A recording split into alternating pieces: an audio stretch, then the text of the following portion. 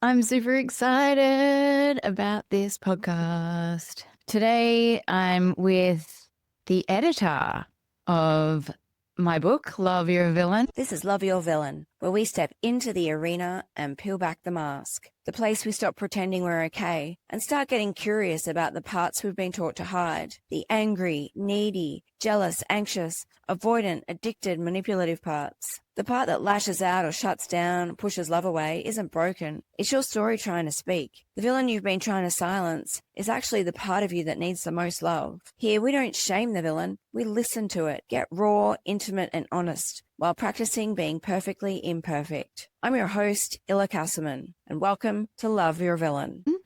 This is the last podcast episode of the season.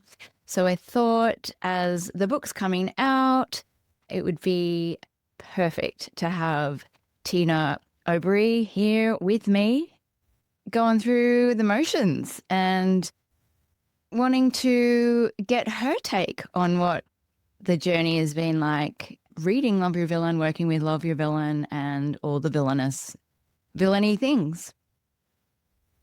So welcome. Thanks for having me. I mean, you feeling like Sean, like, oh yeah, let's go. Let's go. I think my first question for you is we originally started as you being my writing coach and then transitioned. How has it been for you learning more about the villain? Do you now see your villain side? Well, it's funny. I thought, oh yeah, I bet she asks every guest, so who's your villain? Yes. To answer your question, yeah, I do. I very much do. And what's really cool about what I do as a story coach, book doula, writing midwife, is I get paid to go to school. Right. I get to really lean into all of the content and learn. And the learning I get to do is from real lived experience of the author. It's a different kind of learning to lean into somebody's lived experience than it is to lean into somebody's knowledge. And not to say they don't connect, but lived experience is contextual, it's human, messy, it's dynamic, whereas knowledge can be more linear, bullet point, bullet point, bullet point, get it, get it, get it. But life, life ain't a bunch of bullet points. And this conversation about loving your villain is a contextual conversation. So it's been really cool. And I've learned a lot. I'm still learning, leaning in with you as you embrace this lens of life. There's so much more I know we're going to discover together and that you're going to give your readers. Yeah, I'm very excited about it. Is it okay if you could label one villain of yours? Oh, yeah. God, yeah. Oh, God, yeah. Oh, my God. The villain that gives me the biggest ick is this super self-conscious, blamey girl. It's like hyper-vigilant. It looks to the rest of the world like it's high functioning. On one hand it is, but on the razor's edge, when I slip a little bit, I slip into self-conscious, then everyone's wrong. I hate everything. I'm the biggest no person, which you would never think that sucks. You suck. This is stupid. And you're all dumb but me. Fascinating. How has the book helped you flip that villainous part of you into another direction? You know what I love about your book and this take on shadow work, attachment, parts work is that when we're doing parts work or shadow work, we're inviting parts of ourselves we have exiled. We're bringing them back, letting them talk, learning from them. We're helping them reintegrate into this more holistic understanding of who we are. Compassion is a big piece of that. And I love that. But what I love about your book and your take on this, it really opens up the understanding that it's not a one and done. It's not like, oh, now that the exiled part of us is here, I don't see the villain as exiled. The villain just is.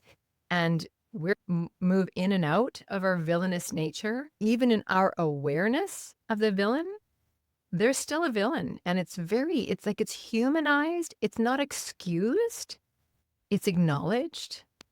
And then I feel grace is in the room. Like there's just more grace for other people. I feel like for me, I have more humor about it. And when I have shared it with other people, not from a place of, I'm going to let you know this, so now it's all fixed and make amends or what have you. It really is like, oh, sometimes the bitch is at the party. Yeah. And that's what it is. I can laugh at myself.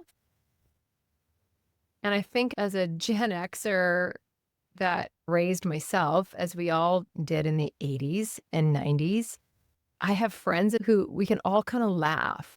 We can laugh with each other about that instead of being embarrassed about it, which is where it comes from for me. I avoid embarrassment at all costs, even underneath shame, which to me, in my experience, feels like it's actually a layer out of embarrassment. Like embarrassment is the core, then comes shame, and then blame.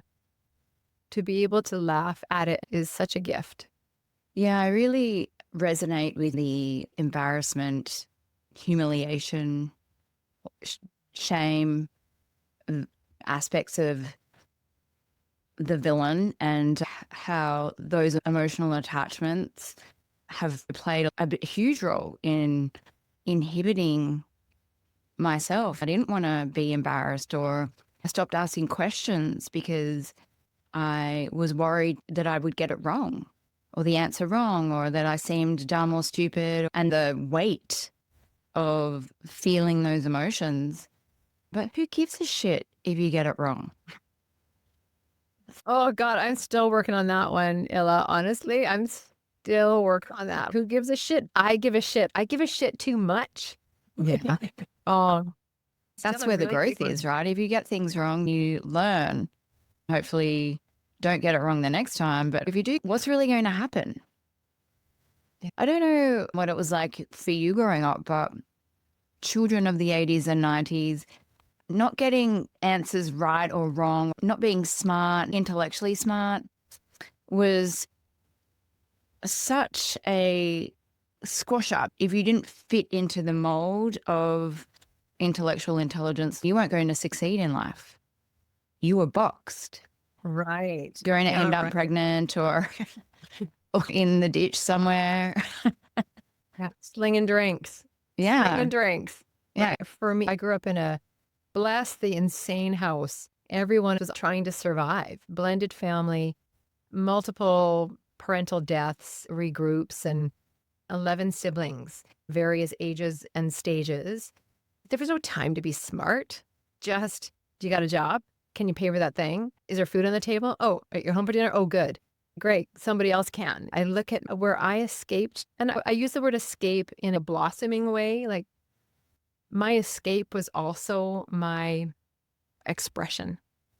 I went to art. That's where it all was for me. I didn't hit my villain until late 20s, early 30s. That's when I realized my coping came from getting on top of it, running faster, being smarter, but I had no boundaries, like none. I'm still working on boundaries in my life. I don't feel like a bitch when I say no. I just feel like I'm letting somebody down. I think with boundaries, we weren't really allowed to have any. True. Especially women. Wow. We weren't allowed to. No, men were allowed to have boundaries. Yeah. I believe that's been my biggest lesson with boundaries. There's no guilt or shame around saying no, but women we weren't given the same equal opportunity to put our safety before another person. In fact, I felt bad. I actually felt like the villain if I ever did that. Exactly. There's something wrong. Can I ask you about anger? Yes. What does anger look like? I'll share mine too, Mm. what it takes to get me angry, but I'm curious, are there shades to your anger? What's it like to be you when you're angry? When I'm angry, it depends on the level and the trigger. If the trigger is around like something sexual, like I've been disrespected sexually, it's a very quick flick of a switch. And I have been known to go from 0 to 100 very fast. How dare you? How could you? This is my house. How dare you disrespect me in my house? Get out. Don't come back. I had only really developed that within the last few years, probably two, probably since writing this book. As a female, I have been objectified so much, and I have had so many times men coming into my home, my bed, my space, and steamrolling me. I feel it like, how could this happen again? I can be unkind. I can name call and get the fuck away from me. But then it will immediately turn into remorse, and I will feel guilt and shame for sticking up for myself. Then I'll go into a shame spiral. It's almost like an emotional hangover. What a great description of the hangover. I don't think I've ever thought of it that way. It does feel like this hangover. Wow, that is fantastic. Do you see yourself as a villain in any of that? Or where does the villain live in that? Yeah, my villain coming out is the protector. It protected us as a child. When we felt unsafe, we buried that because we weren't allowed to show that side of us. And so that for sure was my villain side coming out to protect me. When I feel like my kinder version doesn't have the ability to do that, or the emotional experience is so heightened, it just comes out. It's like a second personality almost. Right. Multiple personalities. And this version of us comes out under certain circumstances. And that's what it does for me. I've learned to embrace that side. If some experience has triggered me to that level, that's valid information. That person has overstepped. And hopefully I learn in the next episode of whatever, maybe that person or another person, however they might trigger me, I remove myself from that situation. When somebody's at your house, it's different because you need that person to go away so that I can regulate my nervous system and get clear on the behavior so that I can come back if that person still wants to be my friend or partner and have a conversation about what happened and why it was triggering. What about you? How did your anger show up? I asked that on purpose because we were talking about boundaries, and then I started to reflect, sort of think back and go, well, what's it like for you when people cross your boundaries? I really loved your wording of unkind. Like you can be unkind. I think that's amazing to give that to yourself, that you're truthful about that. You can be unkind. Wow. Yeah. There's a lot of not just grace, but humility in that. I'm not sure, but I kind of wish I had learned how to be unkind. Because what happens for me, the fuse is so long, flexible bend, grace, hold space, hold space, hold space. And then something happens and I usually don't see it coming. It's like I get snapped out of the blind spot and then you're just dead to me. And it's over. It's not even a flat line. I think I'm growing through it. I think it's shifting a bit now, but for the longest time, and it still happens, it's just done. And it's not up here. Like the impact on my body is vacuous. Like a bomb has gone off and my ears are ringing. It's not so much what hate feels like, but what revenge feels like. And it is over. That's it. Everything gets quiet and cold. Like, oh, I've just become a Walt Disney villain. Like I've just become the That's evil chilly. queen. Yeah. I loved your description. It's like a rubber band stretching it, and then it just goes, and that's it. Can I ask how you get to you're done? Is it the decision you're done? Is there conversations with that person to that you're done point? A great question. I think the thing that's really shitty about my villain is that there's no repair available. When I get there, there's no option of repair. The repair might look like, well, now you can be in my orbit, but yeah, no. Yeah, no. And if anybody asks me about whatever, I won't tell the story, but I'm like, yeah, don't go there. Don't hang out with that person. There's no recourse. So usually what happens is, wow, it's a great one. When I look back at my life, the line goes too far. It's usually not something done to me, which is interesting. It's done to somebody else or something I care about. And then that's it. I'll put myself in the line of fire, but if you fuck with family or something I hold dear, or if I'm betrayed, and I know that that's my understanding about betrayal, is if I feel like you have lied and fucked me over, you can hear it in my voice. Like, Yeah. I won't kill you, but you're already dead. I won't let myself go to hate. It's over. I wish it felt light. Like, oh, good for you. It's over. No, no, no. It really does feel like revenge. So it's like they betrayed you and you cut them off as payment. You don't care. It's your payment. It's your revenge. You're out. I'm that fucking important. The transaction. You fucked with me. You're out. You're out. Yeah. What I love about this exploration of loving your villain, almost like I need to give myself some indulgence first before I can find equilibrium. I like being the villain. And then it lets go a little bit. Do they ever come to you and try to resolve? Maybe. Wow, it's really interesting. I have no idea because I don't even let their energy in at all. I stopped tracking any of it. I stopped tracking it all. Do you block them on social media or eliminate them from your sphere?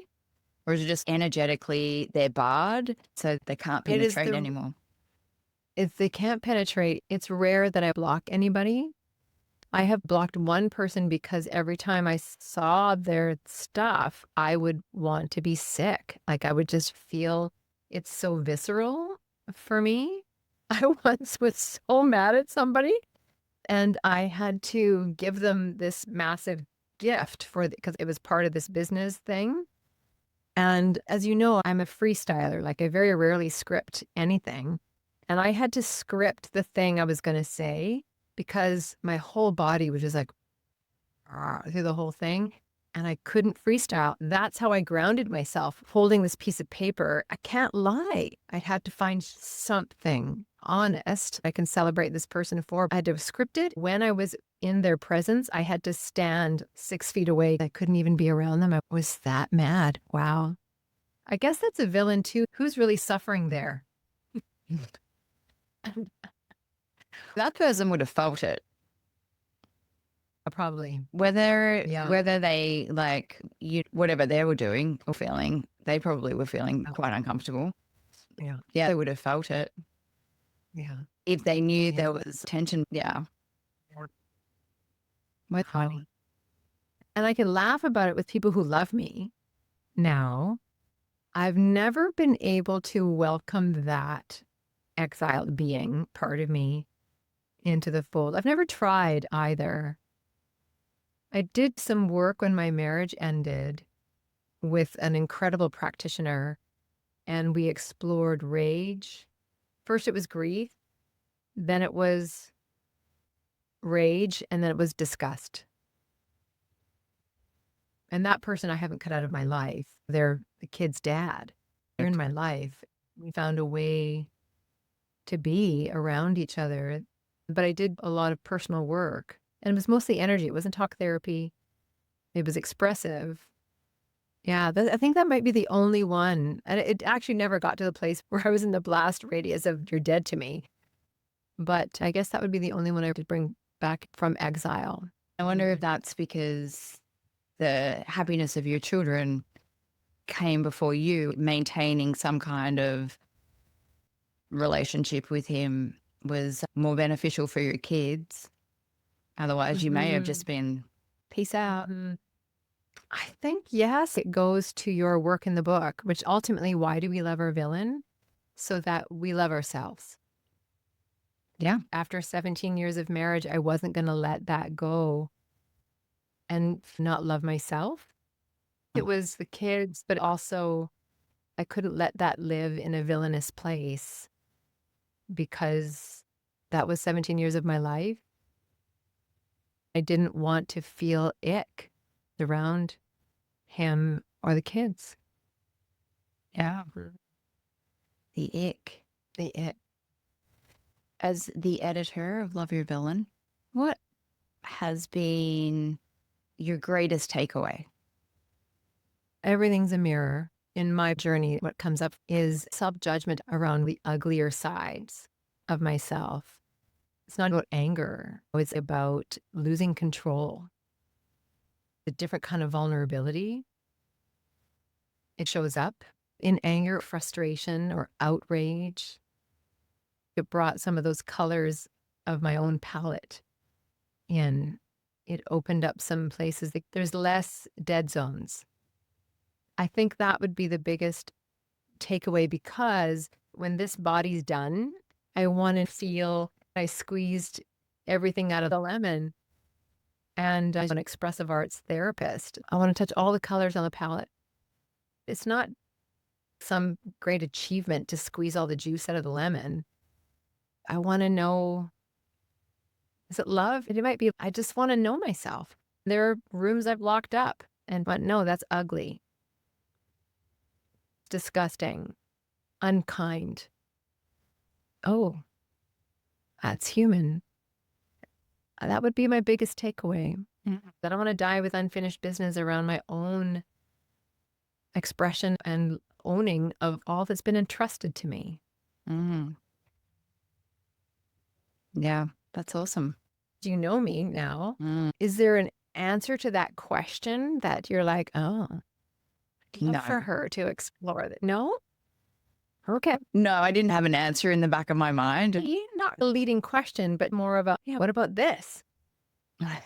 I hope everybody who reads Love Your Villain gets, so that they dig into the dark corners of their soul and learn to be more comfortable bringing them to the surface and squeezing all the juice out and drinking it back, squeezing it, looking at it, and then drinking it again and doing that a fair few hundred times to really get to know, like, trust and love themselves on all levels. That's my hope for everyone who reads this book, for sure. Was there anything unexpected that has come up for you? I was not expecting you to dive so deeply into attachment. When we first started working together, I was like, this is about reclamation, permission, living full color, and not apologizing for who you are. And I was like, oh God. And there's a whole basement of work underneath, which is attachment. I love that about this book. You've heard me say this. There are 1 notebooks, 2 notebooks, 3 notebooks, 4 notebooks, symphonies. A one notebook is like a recipe book. Open it up. I want to learn this thing. A two notebook, offer multiple things. Your book absolutely lives in the four note symphony space. There are so many layers going on in this book that everyone who reads it's going to find something. And for some, it might actually be, wow, there's too much in here. I've got to read it slowly.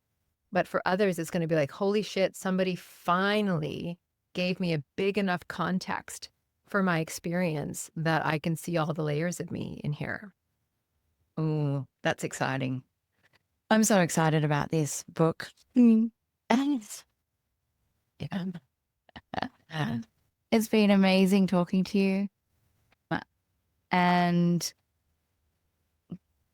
handing over parts of my deep, dark soul and you pulling so much light and beauty out of that, or I could cry.